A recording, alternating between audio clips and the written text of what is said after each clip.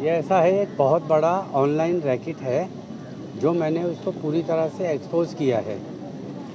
9 जून को चारको police station में मैंने इस रैकेट के खिलाफ एफआईआर की थी, जिसके ऊपर जो इस रैकेट का मास्टरमाइंड है वो मैंने पुलिस को रंगे हाथों पकड़वाया था।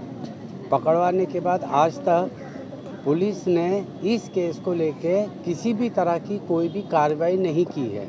और इस रैकेट से जुड़े मैंने इतने सारे एविडेंस पुलिस को दिए हैं कि आज जितने भी इस रैकेट से जुड़े लोग हैं वो सब जेल में होने चाहिए थे, लेकिन एक भी आरोपी आज तक अरेस्ट नहीं हुआ।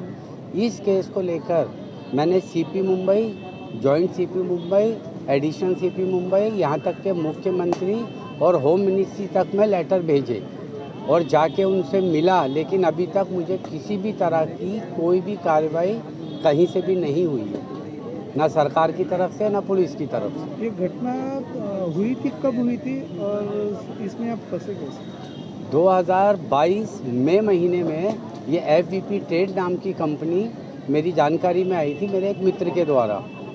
तो उस समय इस कंपनी के बारे में जब मुझे मालूम पड़ा तो मैंने इसके अंदर लाखों रुपए इन्वेस्टमेंट किए थे। वो इन्वेस्टमेंट के 2 महीने बाद ही ये कंपनी फ्रॉड निकली और भाग गई।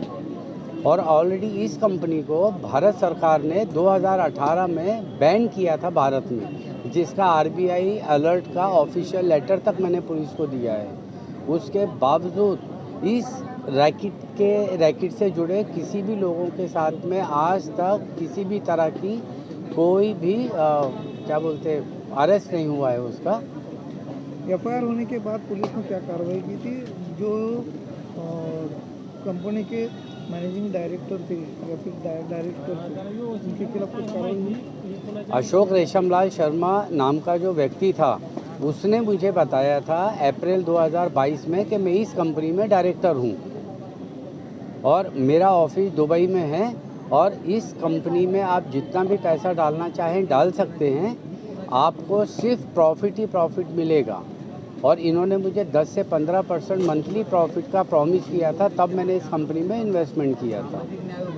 लेकिन ये सारी बातें झूठी निकली और पुलिस की तरफ से आज तक 0 इन्वेस्टिगेशन और 0% काम हुआ है पुलिस की तरफ से। पिछले करीब 1 साल से मुझे सिर्फ दौड़ाया जा रहा है, भगाया जा रहा है और कुछ नहीं किया जा रहा। इन्वेस्टिगेशन ऑफिसर का क्या कहना है इसमें? इन्वेस्टिगेशन ऑफिसर ने आज तक कोई इन्वेस्टिगेशन किया ही नहीं।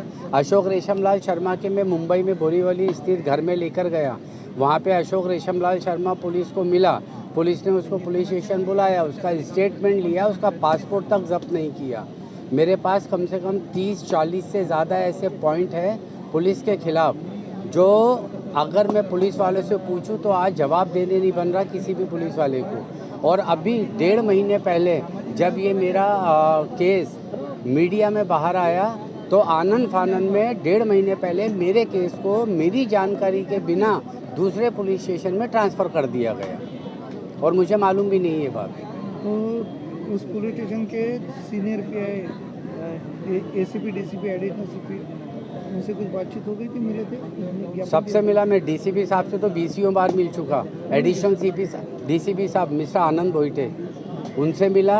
एडिशनल सीपी साहब से मिला। जॉइंट सीपी मुंबई सत्यनारायण चौधरी साहब से मिला। सीपी मुंबई को लेटर लिखे मैंने। कम से कम हज़ारों लोग हैं, हज़ार लोगों ने इधर पैसा डाला है इस कंपनी में।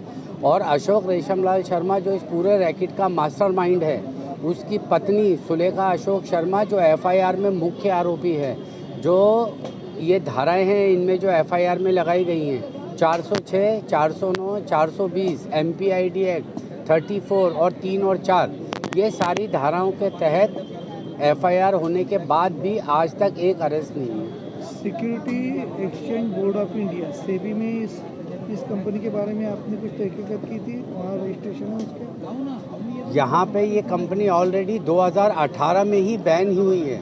ये जब कंपनी भाग गई और इस कंपनी ने हज़ार लोगों के साथ भारत में फ्रॉड किया, तब जब इसकी इंक्वायरी करने के लिए निकले, तब ये चीज़ सामने निकल कर आई कि ये कंपनी 2018 में ही भारत सरकार ने भारत में बैन की थी। फिर भी अशोक रेशमलाल शर्मा जो इस रैकेट का मास्टरमाइंड है, वो इस कंपनी को, अपने आप को इस कंपनी में डायरेक्टर बताया और इंडिया में लेकर आया और ना जाने कितने हज़ारों लाखों लोगों का पैसा विदेशी अकाउंट में डलवा के भाग स्टेट गए। और सेंट्रल फाइनेंस मिनिस्ट्री को कुछ आपने मेल किया है, कुछ लेटर दिया है? स्टेट मिनिस्ट्री में मैंने मुख्यमंत्री से लेके डेप्यूटी सीएम से लेके गृह मंत्रालय से लेके सबको पत्र लिखे, सबसे जाके मिला, लेकिन कोई कार्रवाई अब तक नहीं हुई। इकोनॉमिकल ऑफेंस विंग के जो ऑफिसर है ईओडब्ल्यू में मैं अभी तक गया नहीं। ईओडब्ल्यू में मैं इसलिए अभी तक नहीं गया, उनका ये कहना है कि ईओडब्ल्यू में आने के लिए जितने भी लोग हैं वो सारे लोग आने चाहिए, तो वो सारे लोग मैं तो ला नहीं सकता हूँ, ये पुलिस का काम है। लेकिन पुलिस ने अब तक इस केस को लेके जो पुलिस की इंक्वायरी है वो 0% है। आज तक 1% भी इन्वेस्टिगेशन पुलिस ने किया नहीं है। कम से कम कंप्लेंट के ऊपर ही मैंने मार्च 2024 में करीब 300 पेजेस के मैंने पुलिस को एविडेंस दिए थे और आज इसके अंदर सुलेखा शर्मा और अशोक रेशमलाल शर्मा को ही एफआईआर में मुख्य आरोपी बनाया गया है, जिसमें सुलेखा शर्मा की सेशन कोर्ट से बेल रिजेक्ट होने के बाद भी उसको अरेस्ट नहीं किया गया और अशोक रेशमलाल शर्मा को दुबई भगाया गया। मैं आखिरी सवाल लेता हूँ कि अभी आपको मंत्रालय से बुलावा आया था फाइनेंस सेक्रेटरी से? मैं ये आज़ाद मैदान में बैठा हूँ, अभी तक मुझे किसी की तरफ से कोई बुलावा नहीं आया है, ना मुख्यमंत्री साहब की तरफ से आया है, ना होम मिनिस्टर साहब की तरफ से आया है। मैं सुबह से आज़ाद मैदान में बैठा हूँ अब, और मेरी मांग ये है कि इस रैकेट से जुड़ा मुख्य आरोपी अशोक रेशमलाल शर्मा और इससे जुड़े जितने भी लोग हैं, उसकी बेटी नेहा शर्मा, अभिषेक शर्मा, चंद्रकला खुरापाती और नवेद, इन सबको जल्द से जल्द अरेस्ट किया जाए और मेरा हक और मुझे मेरा न्याय मिले। धन्यवाद।